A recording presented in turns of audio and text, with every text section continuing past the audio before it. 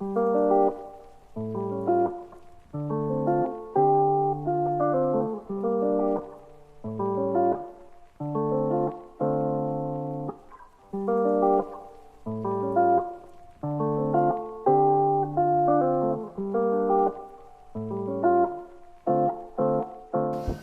a un nuevo episodio de A Paso de Vencedores. Hoy en un capítulo muy especial, es un video reacción nuestro, primer video reacción. Estamos con Leo Kasewski, fiscal de la provincia de Buenos Aires en Loma de Zamora. Leo, ¿cómo andas? ¿Todo bien? Bien, Matías, gracias por la invitación a la charla. Y sí, actualmente estamos de fiscal en Lomas de Zamora. Así que bueno, gracias por la invitación. ¿Estás preparado? Porque no viste nada previo. Esto es todo como realmente sorpresa. Estamos para conversar sobre justicia, entiendo, seguridad, por la invitación, pero podemos hablar de cualquier tema. Me siento con gente muy querida. Bien. ¿Arrancamos? Un fiscal de la provincia de Buenos Aires, Leo Kasewski, reacciona a un video de youtuber carcelario, Pablo La Mazmorra. A ver, video número 1. Todo es violencia dentro de la cárcel, o sea, eso es lo más mínimo. Ni hablar de los traslados fantasmas, de las cagadas a palo, de las torturas cuando vas castigado a los pabellones de castigo, los pibes que matan dentro de los pabellones de castigo, el hambre que te hacen pasar, la verdugueada que le pegan a la familia, porque hay mucha gente que está engarronada también, Ojo, nos mandamos cagada afuera, delinquimos, hacemos cosas malas, las tenemos que pagar adentro. Pero hay cosas que no tienen que suceder dentro de la cárcel. Entonces, vos te preguntarás, ¿por qué el preso sale tan malo? ¿Por qué la persona que recupera la libertad sale tan mala? Ahí más o menos te vas dando cuenta del por qué. ¿Por qué tanta violencia en las personas que salen de estar privadas de libertad, que salen en libertad? Entonces, cuando yo digo de que las cosas se pueden hacer bien dentro de la cárcel, se pueden hacer bien. No quieren hacerlas bien, les gusta que el preso se mate entre sí, los 70.000 pesos que vale al Estado cada persona que está ahí adentro, no le pagan un sueldo, como digo siempre, al preso, es lo que dice el Estado que gasta nosotros con la luz, con el gas, con el agua, con la ropa que nos dan, con la comida todos los días, con las cosas de limpieza. Dije, no te dan nada, la familia mantiene al preso. En síntesis, el Estado toma plata, sí, de tu sueldo, de tus impuestos, todo para mantener los presos, pero no los mantienen. Se la roban ellos, los del servicio penitenciario, porque si realmente esa plata lo ocuparan en la reinserción y la recuperación de cada persona que está ahí adentro, te puedo asegurar que las cárceles estarían vacías. Bueno, te presento a Pablo La Mazmorra. Es un youtuber carcelario y habla sobre la realidad de los presos y el vínculo y la relación de las personas privadas en su libertad con el sistema penitenciario. ¿Qué opinas? Y en principio creo que, y sí, lo que dice es una realidad que no podemos obviar, no la podemos dejar de lado. Es triste, es penoso, pero comparto un 100% lo que dice. La pregunta es, la gente va detenida, la gente va presa y nos preguntamos después por qué salen con más violencia. Y creo que Pablo lo describe bien, sale con más violencia porque adentro encuentra mucha más violencia que la que encontraron cuando estaban en libertad. Es cierto que hay un presupuesto muy grande por cada detenido y es cierto que cuando uno va a las unidades penitenciarias las condiciones no solo no son buenas, sino que son bastante lamentables, son bastante deplorables. No estamos cumpliendo como Estado con la ley ni con los compromisos que asumimos con los organismos internacionales. Habrá que volver a dar un debate en la sociedad, que yo creo que está saldado, porque para eso está saldado el debate con las normas que regulan lo que debe ser el tratamiento penitenciario, con los tratados internacionales que regulan lo que debe ser el tratamiento penitenciario. Todos sabemos que la cárcel es, o lo decimos o lo pregonamos, quizá hipócritamente, que tiene que ser apuntar, algunos le dicen a la resociabilización, algunos le dicen sociabilización, como si las personas no no hubiesen estado en alguna sociedad. No fueran parte de esta misma sociedad, sí, ¿no? Claro, tal cual. Con lo cual eso será un juego gramatical que habrá que ir zanjando. Pero lo cierto es que cuando llegan están hacinados, no tienen la alimentación que tienen que tener, no tienen la recreación que tienen que tener, no tienen el contacto con las familias que tienen que tener. Y cuando uno va detenido, más allá de todo lo que dicen las normas, parece ser que solamente es para que la persona sea castigada y pretendemos que salga mejor encerrándolo en algún lugar de determinados metros cuadrados, y lo único que recibe es indiferencia muchas veces no digo de todos los agentes penitenciarios porque hay agentes muy comprometidos, pero la persona queda encerrada, librada al azar. Es cierto que hay presupuestos quizás adecuados o quizás deberían ser un poco más grandes, pero no llegan con la alimentación, no llegan con los profesionales que tienen que intervenir, donde están los asistentes sociales, no llegan con los psicólogos, no llegan con los psiquiatras, no se indaga en lo personal el motivo de por qué cada persona llegó como llegó, y lo que uno ve en las cárceles es que son para castigo, no son para seguridad y no son para resociabilización. Hay unidades penitenciarias que cuentan con alguna infraestructura un poco más adecuada, pero son las menos. Hay un exceso carcelario que ya de por sí impide llevar una vida medianamente normal en el encierro. Lo que dijo Pablo no lo voy a poner en duda, él lo sabe mucho mejor que yo, que voy cada tanto a visitarlas o ver las condiciones, y que lo único que hacemos es salir a veces y presentar un habeas corpus pretendiendo que se mejoren, y sabemos que no se mejora, sabemos que lo que van a resolver los jueces es trasladar a algunas personas para que el hacinamiento no sea tal, pero también sabemos que esas personas son trasladadas a otros lugares donde están seguramente hacinados y van a estar más hacinados por esos traslados que motivamos con los habeas corpus. Pasan las unidades penitenciarias y pasan las comisarías. También habrá que dar un debate social, porque cuando uno quiere invertir los recursos para que la persona pueda encontrar otros caminos, para que pueda tener trabajo, para que pueda tener educación, muchas veces nos enojamos como sociedad de por qué destinamos recursos a las personas privadas de la libertad. Ahí te interrumpo, Leo. Sí, bueno, pero el Estado destina recursos, y lo que una de las cosas que denuncia Pablo es que no llega. O sea, un preso sale 70.000 pesos y le dan de comer bosta, digamos, porquería, cosas incomibles, y creo que en primero deberíamos pensar cómo se maneja la plata dentro de ese mismo sistema penitenciario, ¿no? Sí, totalmente. Lo que son los recursos del servicio penitenciario es un tema complicado para tocar, porque los recursos son acaudalados, son grandes y no llegan. Es más, no es un debate que lo esté discutiendo Pablo, y mucho menos lo voy a estar descubriendo yo. Si me lo preguntás, recuerdo que cuando estudié la materia de criminología, ya un profesor nos decía, cuando nos hablaba de las condiciones penitenciarias, nos decía que era muy difícil y que era de alguien muy valiente tratar de tocar el tema del presupuesto penitenciario, a nivel de que podían sufrir represalias. El que se animara a tocar el tema, te estoy hablando del año 99, 2000, creo que cursé esa materia, si mal no recuerdo. Y ya el tema de los recursos del servicio penitenciario y lo que le llega realmente a las personas privadas de su libertad no se condicen. No es un problema de ahora ni de esta última década. O sea, la pena privativa de la libertad implica la privación de la libertad, no implica la privación de todos los demás derechos.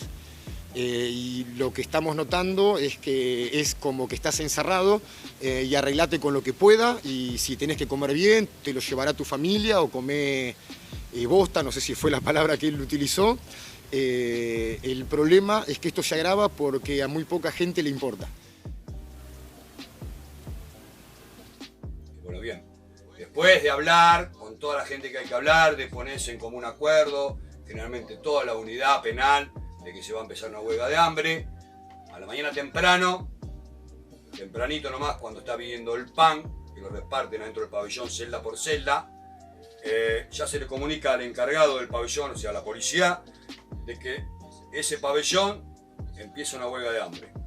Y así, cada vez que entra a un pabellón a dejar el pan, ya se le va comunicando de que no lo reciben, que no van a recibir ni el pan, ni el alimento del mediodía, ni todo lo que sea alimentos que ingresen al pabellón, todo lo normal que entra todos los días, bueno, todo eso no se recibe más y se tira todo para atrás.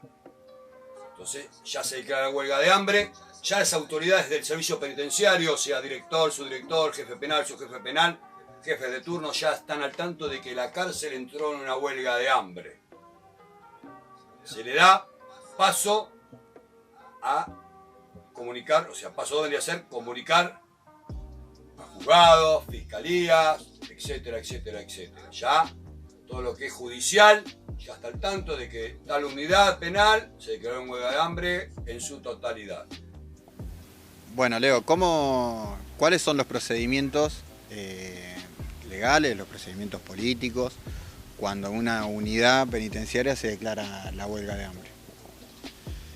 Es una situación complicada porque cuando se declaran en huelga de hambre normalmente es porque están reclamando las necesidades que reclaman siempre, pero están evidenciando que están llegando a un límite que se les está volviendo intolerables a ellos y se genera una situación de tensión.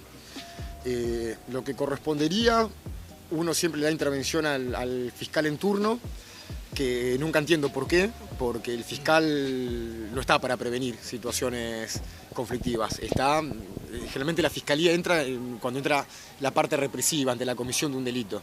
Y la verdad que dejar de comer no es un delito. Entonces lo que están planteando es el reclamo. Entonces deberían hacerse el juez de garantías, sí, debería hacerse eco del reclamo para ver cuáles son las condiciones de detención. Porque el Poder Judicial está obligado a garantizar las condiciones adecuadas de detención. Te interrumpo. Sí. ¿Se mueve el avispero, digo, dentro de todo el sistema cuando todos los reclusos están en huelga de hambre? ¿O no es tan así, digamos? Se mueve. No sé si es lo mismo que un motín, porque capaz que el motín es una cuestión más violenta y la huelga de hambre más pasiva, pero llega y se empieza a preocupar, a mover todo eso. Sí, cuando hay sensibilidad de los actores que tienen que intervenir, sí, porque el motín es una situación violenta y la huelga de hambre no, pero puede indicar el paso previo al motín. Entonces, la responsabilidad es la que les toca a los funcionarios que tienen que garantizar las condiciones dignas de detención, les toca hacerse eco de los problemas, ver qué es lo que están reclamando, y si están reclamando algo que uno no puede cumplir, obviamente no lo puede cumplir. Pero yo no he visto nunca un reclamo que sea una utopía, o sea, no he visto que de repente alguien pida un departamento privado para alguien privado de la libertad. Cuando piden algo están pidiendo queremos comer o queremos tener visitas con nuestros familiares o queremos tener visitas íntimas. A veces en la provincia de Buenos Aires el tema es más complejo, porque en el conurbano, que es donde está el mayor índice delictivo, las cárceles obviamente no dan abasto de población y la gente que está privada de la libertad quiere ser alojada en una cárcel del conurbano para evitarle molestias a su familia, que no tengan que viajar cientos de kilómetros para ir a verlos. En ese sentido, el servicio penitenciario tiene programas donde los tienen que trasladar periódicamente, alojarlos por una semana quizás en una cárcel del conurbano para que tengan el derecho a tener visitas con la familia o visitas íntimas con sus respectivas parejas. El tema es que cuando eso no se cumple, y a veces no se cumple bien el tema de la atención de la salud, el tema de la alimentación, el tema familiar, los muchachos o las muchachas que están privados de la libertad empiezan a pedirlo y hablan con el jefe del turno. Y si no encuentran eco, tratan de ir a alguien superior. Y cuando no encuentran eco, tratan de avisar con una huelga de hambre. Y cuando no encuentran eco, obviamente se van incrementando y se llega al botín. Lo que tiene que pasar es que las autoridades tienen que entender que estamos para hacernos cargos de las necesidades de la gente. Y obviamente que ellos son gente igual que vos, que él o que yo. Simplemente que están pasando en otra situación, pero tenemos las mismas responsabilidades. Lo que tenemos que hacer es escuchar lo que necesitan y darles la atención y las soluciones a los planteos que están efectuando. Cuando no estamos a la altura de las circunstancias, llegamos a los motines.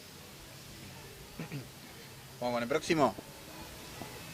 Este es otro tema. Por la liberación de algunos presos que no tienen que estar en la calle, de violadores, de secuestradores, de homicidas. La gente está protestando con sus cacerolas. Diego. El martes, María, comenzó a circular fuerte en redes sociales esta convocatoria para un cacerolazo en punto a las 8 de la noche. Acaba de comenzar Vos decías recién, asesinos, violadores, secuestradores, narcotraficantes, no es una manera de decir literalmente han salido personas con condenas o juicios por esos delitos. No es una campaña mediática, no es la idea de algunos comunicadores. Esto está pasando y la gente está reaccionando de muy mala manera. No queremos ningún linchamiento, no queremos que reincidan. Les vamos a mostrar algunos de los casos de los presos que están en la calle hoy. Y ahora, esto que ven es en vivo, los balcones del Aguante hoy ahora están caceroleando. Bueno, esto se está poniendo, está tomando color la jornada. Bueno, la posible, ¿qué pasó en esa época, al principio de la pandemia, que se planteó? Fue a través, bueno, primero preguntarte cómo fue, y lo segundo es si fue a través de un decreto del Poder Ejecutivo, tanto de la provincia como de la Nación, o viene de otro lado. No. Primero, ¿cómo fue? Fue difícil. Fue muy difícil. No comparto lo que exponía la comunicadora. Creo que hubo una fuerte campaña de los medios. Lo que comenta puede ser en parte cierto, pero no lo explica. La verdad es que las cárceles estaban hacinadas, están excedidas, la pandemia pone en riesgo la vida de los agentes penitenciarios, la vida de la gente privada de la libertad, la vida de los agentes judiciales, la vida de los testigos, la vida de las personas. Los que participamos del sistema salimos a enfrentar la situación como pudimos, y la gente que recuperó la libertad, estoy casi convencido que en el 90-95% fueron todos delitos leves. Y si alguna persona de delitos graves, como lo menciona, se le dio la libertad, puede ser que algún juez no haya evaluado alguna situación y haya cometido un error, seguramente lo hubo, porque los jueces, los fiscales y los defensores somos personas que hacemos lo mejor que podemos y también nos equivocamos, somos imperfectos, somos terriblemente imperfectos y tratamos de ir mejorando sobre eso. Pero sí he visto gente condenada por delitos graves, pero no es que uno cometió un homicidio y a los 6 meses le dieron la libertad. Ha salido gente que por ahí tenía 20 años detenida y le faltaban 6 meses para recuperar la libertad. Entonces por ahí el juez contempló darle una prisión domiciliaria esos 6 meses previos, pero la persona ya llevaba por ahí 20 años purgando de su libertad. Si a la gente se le informara de otra manera, quizás hubiese comprendido la situación de otra manera. Yo creo que fue una fuerte campaña mediática porque comunicaban como se ve que comunicó la persona que me acabas de mostrar, que no sé ni quién es ni de qué medio es porque no lo pude ver, pero no fue así como lo plantean. María Laura Santillán, de Telenoche. Pero te voy a hacer la siguiente pregunta. Bueno, ¿cómo surgió esa posibilidad? ¿Y fue directamente del Poder Ejecutivo? ¿Fue del Procurador General de la Provincia de Buenos Aires? Fue difícil. Hubo algunas idas y vueltas. Yo creo que las idas y vueltas fueron precisamente por cosas como la que comentaba la comunicadora y las reacciones que mostraban. En su momento hubo una resolución que nos instaba del Procurador General de la Provincia de Buenos Aires a rever las medidas de coerción, como lo que las medidas de coerción son, que son medidas de carácter restrictivo, que son la última ratio, que es a lo último lo que el Estado debe acudir como herramienta punibilizadora. Y después hubo un fallo del Tribunal de la Casación bonaerense, de un juez, que puede ser cuestionable o no, en definitiva, pero hay recursos para discutir las resoluciones judiciales. Fue revocada después y después hubo una resolución donde nos pedían que, así como nos pedían que contempláramos dar o prestar conformidad, porque los fiscales no damos prisiones domiciliarias, las dan los jueces, lo que sí nosotros dictaminamos. Así como nos instaron en un principio a dictaminar, teniendo en cuenta la posibilidad positiva de dar prisiones domiciliarias, cuando pasaron cosas como la que estamos viendo, nos instaron a que nos opongamos. Yo igual, te soy sincero, me parece que los funcionarios públicos, los que somos en primera instancia, los fiscales, los jueces, los defensores, podemos hacernos eco de aquellas cosas a las que nos recomiendan, pero nosotros tenemos que actuar con la ley y con la Constitución, y la Constitución está incorporada por tratados de derechos humanos que son parte del bloque de constitucionalidad, o sea, son la Constitución misma. Y el principio de humanidad, el principio de dignidad, está por encima de las normas locales. Si no podemos dar esas condiciones que nos exige la Constitución en un ámbito privado de la libertad, la prisión domiciliaria es una opción, con pandemia o sin pandemia. Porque no se trata solamente de esta situación excepcional. Muchas veces se dan prisiones domiciliarias porque no se pueden mantener mínimamente las condiciones de detención. Y a veces nosotros estamos obligados. Sí, es cierto que algunos toman como una presión estas recomendaciones, pero no podemos hacernos eco de ningún tipo de presión. No estamos para ser presionables, sino deberíamos tener otros cargos y dar un paso al costado. Vamos con el último video y las últimas dos son fotos, ¿sí?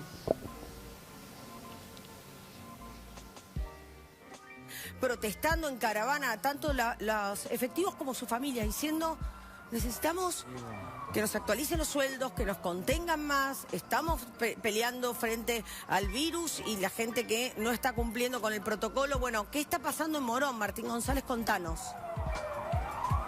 Bueno, Lore, como vos contás, una combinación muy compleja de factores, del salarial, el estado de los patrulleros, el estado de los recursos que tiene la policía para trabajar y evidentemente esta conferencia de prensa que dio el ministro de Seguridad de la provincia, Sergio Berni, durante el día de hoy junto al jefe de gabinete de la provincia no alcanzó para atemperar los ánimos, para frenar esta protesta que ayer explotó y que hoy tiene su segundo día con muchos puntos como el que ustedes están viendo.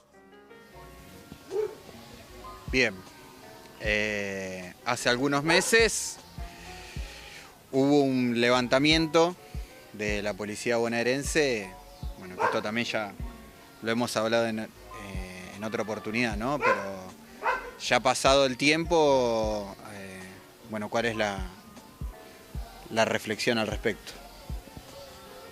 Fue un momento complicado, creo que fue un momento complicado para la sociedad entera. Creo que hubo un reclamo de la policía bonaerense que fue legítimo, que fue justo. La provincia de Buenos Aires viene con los salarios muy atrasados, con las condiciones laborales muy deficitarias, hablo a nivel patrulleros, a nivel comisaría, a nivel uniformes, a todos los niveles, en condiciones deplorables.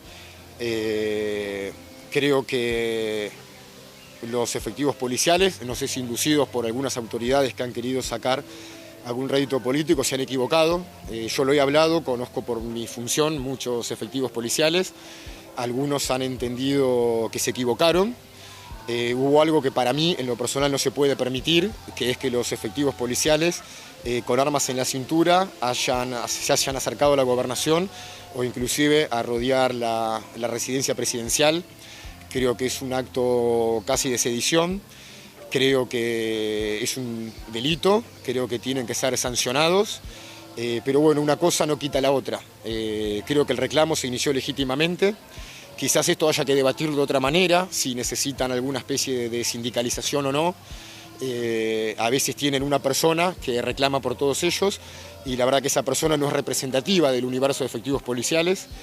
Sé que han tenido ellos mismos una discusión interna y creo que fue un momento muy malo, muy tenso, muy feo. Creo que la Argentina en general y la provincia de Buenos Aires en particular no se merece lo que pasó. Creo que algunos hemos visto de alguna manera en riesgo lo que es el sistema democrático. Se han manifestado de una manera que no corresponde. Es cierto que se pueden reunir y que se pueden manifestar. Es cierto las condiciones que reclaman, es cierto las mejoras que reclaman, que las necesitan realmente para poder cumplir con su función, porque se les exige mucho. Se les exige mucho a los efectivos policiales, hacen muchos de ellos un esfuerzo enorme. Muchos no, muchos se aprovechan de la función, o sea, hay policías buenos, policías malos, policías honestos, policías deshonestos, como en todos los ámbitos. La institución es difícil, es una institución muy verticalista y creo que no hemos encontrado todavía un momento donde la masa de efectivos policiales encuentre una representación en quien los dirige. Y creo que en esta necesidad que han planteado seguramente genuinamente, han terminado expresándola de la peor manera, que es poniendo en riesgo el sistema democrático. Y han dado un ejemplo que no puede permitirse. Creo que hay algunos efectivos que no deberían estar en funciones, pero bueno, entiendo que los fiscales que han tenido jurisdicción sobre eso deberían investigarlo, entiendo que lo deben estar haciendo, sería grave que no lo hagan, y entiendo que el poder político deberá tomar las medidas que debe tomar, y también asegurarnos de que imágenes como las que vimos no vuelvan a repetirse nunca más. Fue un momento triste. Más allá de lo genuino del reclamo, terminaron manifestándose de la peor manera, y eso no tiene que permitirlo ni los efectivos policiales, ni el poder político, ni el poder judicial. Bueno, recién hablaste de imágenes que no se deben volver a ver, y ahí yo te pregunto, en cuanto a lo que significa que ellos se movilicen y protesten con armas en la cintura, con los patrulleros en la calle y uniformados, ¿no? Porque quizás hubiera sido otra la imagen, decime vos si me equivoco, si ellos salen a protestar como protesta el resto de la sociedad en jean y zapatillas. Sí, totalmente, Matías, lo comparto. Lo he hablado con muchos de ellos. Cuando se inició el reclamo, yo un poco lo equiparé con los que nos pasa a veces los judiciales. Los que son empleados, que no tienen responsabilidades funcionales, salen a manifestarse, a hacer reclamos, a hacer paros, y los que tenemos la función de ser funcionarios o magistrados o como nos quieran llamar, hemos garantizado siempre el servicio de justicia. Y con la policía han salido en su momento de inicio los efectivos que no estaban en funciones a reclamar, y los demás compañeros de ellos, y doy fe, han estado garantizando el servicio de seguridad, haciendo un esfuerzo doble, redoblándolo. Pero en algún momento, no sé si es por esta experiencia de que no tienen una forma de reclamarse, que por eso digo, algunos plantean una forma de sindicalización o alguna forma de representación, han salido luego ya con el uniforme, con las armas, y eso es lo que no se puede permitir. No puede estar una persona reclamándole al Estado con una pistola en la cintura. El monopolio lo tiene el Estado, no lo tiene ninguna institución en particular. Y sobre todo rodear la casa de la máxima autoridad, del comandante de la fuerza, que es el presidente de la Nación. No debió permitirse, eso es lo triste. Pero creo que algunos se han aprovechado y muchos se han equivocado en la forma de reclamo, y creo que han recapacitado, o sé que algunos, tengo entendido, que han dado la discusión. Y espero realmente que no estén dispuestos a volver a hacerlo. Sería muy triste.